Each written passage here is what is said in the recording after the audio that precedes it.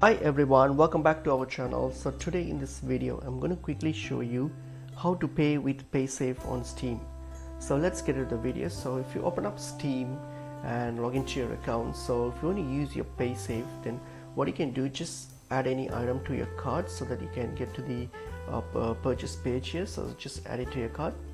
So whatever, just add an item to your cart, and then when you get to this purchase page here, so when you get to this purchase page here, so what you're going to do, if you want to use your PaySafe, then you will be able to use your PaySafe card if you want to pay with PaySafe. So simply on the payment method, simply select the prepaid wallet. So simply select a prepaid wallet.